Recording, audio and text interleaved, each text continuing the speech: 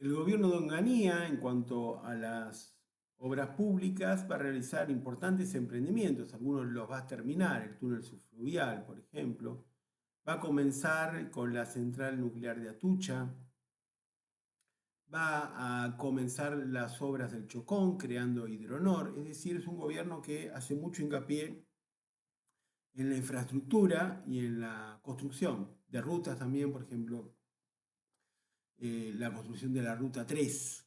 Eso es una obra muy significativa para el periodo. Entonces, esas serían las características que tiene la política económica de Krieger-Bacena. Extranjerización, un gasto público que se controla, pero que además se redirecciona a favor de la obra pública y se congela o disminuye el empleo público, una emisión monetaria relativamente elevada para lo que es un plan de estabilización y resultados positivos tanto en cuanto al crecimiento del Producto Bruto Interno, que va a tener un resultado excelente en estos años, como en el tema de la lucha contra la inflación. Lo cierto es que la gestión de Krieger-Bacena no va a terminar por razones económicas, sino que la reacción va a surgir de causas políticas. El gobierno de Onganía se va a ver hackeado por básicamente las presiones que derivan del exilio de Perón, por el accionar de grupos armados que van a exigir la vuelta de Perón y la vuelta a la democracia, y en algún otro caso van a pedir una revolución social del tipo a las que ya habían sucedido en Cuba y en otros lugares del mundo. Y además el descontento de sectores medios y sectores asalariados por el congelamiento salarial. El problema que hay es que no es que hay una pérdida muy significativa de los salarios. No quiero hacer comparaciones odiosas, pero piensen lo que significó el deterioro salarial que sufrieron los trabajadores desde el 2023 al 2025, o podemos decir desde antes. Y acá estamos hablando de una disminución de los salarios del 10, del 12, del 8%, que además se beneficia con la estabilidad de precios, así que estamos hablando de, habría que ir a mirar la tabla del libro, ¿no? Pero no sé si estaba tan mal el año 69 desde el punto de vista de los salarios. Lo cierto es que este malestar existe y que el movimiento contra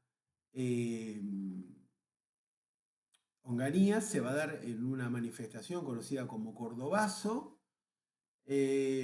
Onganía va a seguir un tiempo más en el poder, pero ya va a dar sus últimos manotazos de ahogado, ¿sí? Porque los propios militares lo quieren echar, cosa que hacen en 1970 cuando se produzca el secuestro del general Aramuru, que había sido presidente de la Libertadora por la organización guerrillera Montoneros. En ese contexto, Onganía renuncia y los militares planifican justamente la salida del gobierno, ¿sí? Y la eventual entrega de ese gobierno a, en principio, lo que decían una fuerza antiperonista y, si no se puede, contra algún peronista que no sea el propio Perón. Pero esos son sueños que no van a poder cumplir, pero la intención es esa, irse y ver cómo regulan una salida moderada del gobierno. Lo cierto es que a Onganía lo va a reemplazar el general Livingston, que tiene una breve gestión. Ahí en el libro se menciona la figura de Aldo Ferrer. Aldo Ferrer es un prócer de nuestra cátedra y por eso se dedica bastante espacio a hablar de su política económica, que fue bastante fugaz. ¿Qué es lo que hace Aldo Ferrer en su breve ministerio?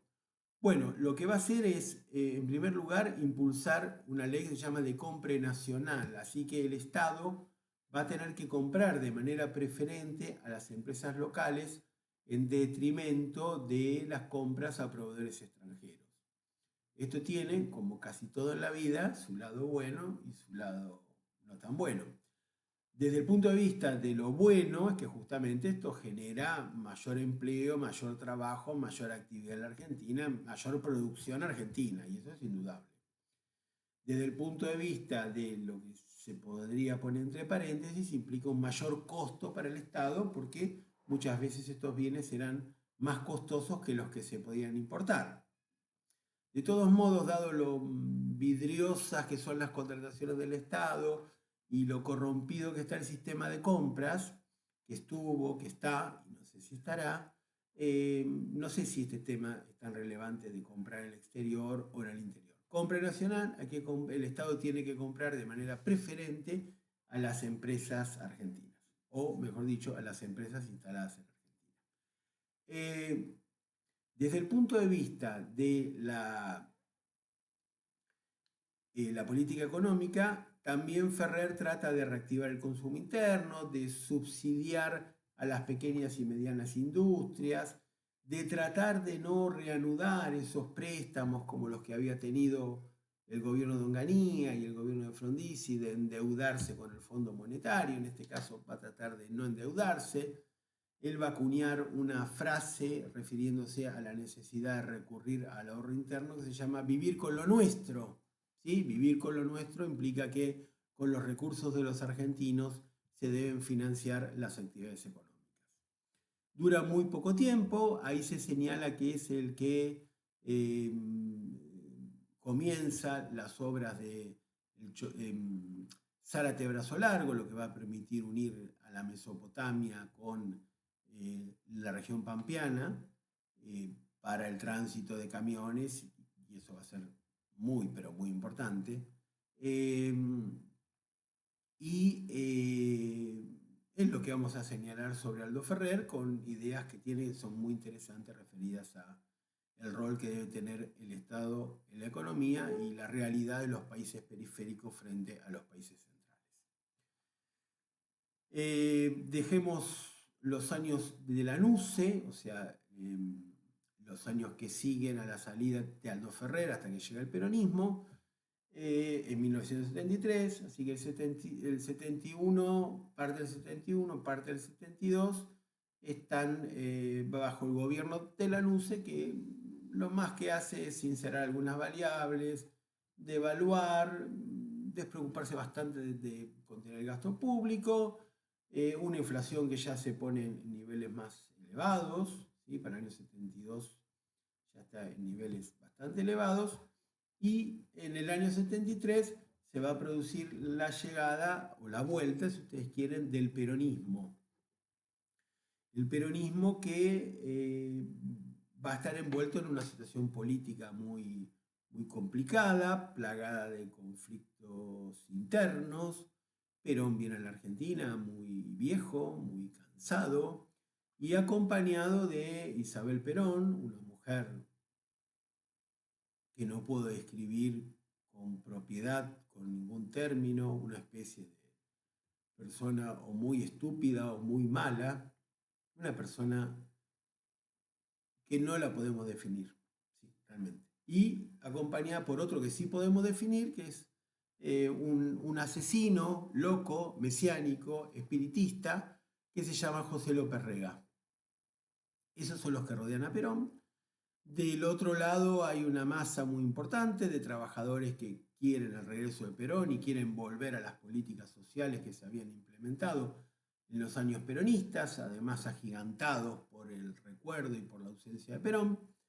Y también tenemos un sector revolucionario que quiere imponer un gobierno que limite o que elimine la propiedad privada. ¿Sí? Estos grupos heterogéneos también van a estar ahí pesando en la realidad argentina y en estos convulsionados años en los que gobiernan los peronistas.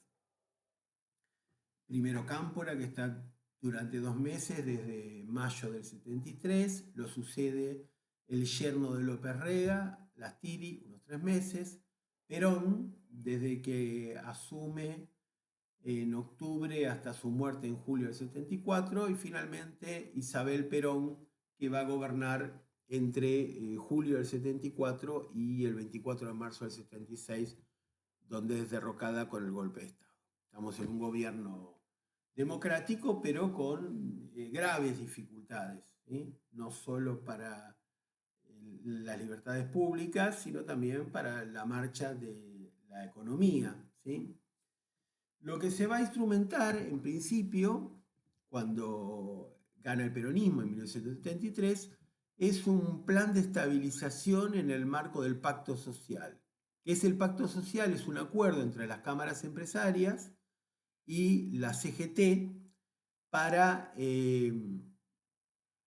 justamente acordar entre empresarios y trabajadores que no haya ni aumento de precios y que tampoco haya aumentos salariales, una especie de tregua.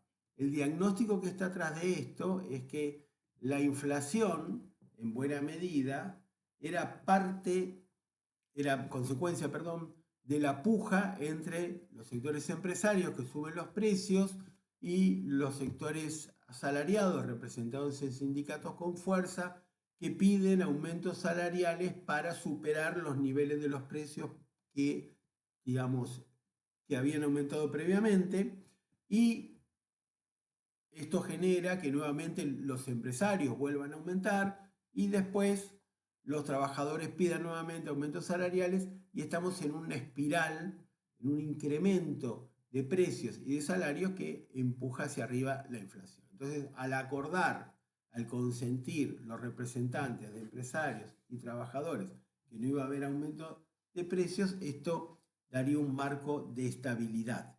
Al mismo tiempo, el gobierno establece el congelamiento de precios y esos precios deben ser respetados de esa manera, que justamente han sido congelados, ¿sí? Y este sería un instrumento antiinflacionario. Con respecto al valor del dólar, también con tipo de cambio fijo, inconvertible, lo que se va a tratar es de no aumentarlo, dejar el valor del dólar, subirlo antes de comenzar este pacto que se firma, dejarlo ahí anclado y moverlo lo menos posible, ¿sí?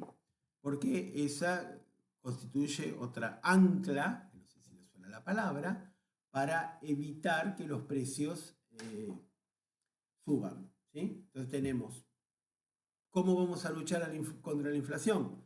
El acuerdo entre empresarios y trabajadores, el control de precios establecido por el gobierno, ¿sí? Que esto implica la presencia de inspectores que van a recorrer los negocios y van a clausurar eventualmente a aquel que no cumpla con lo que debe hacer,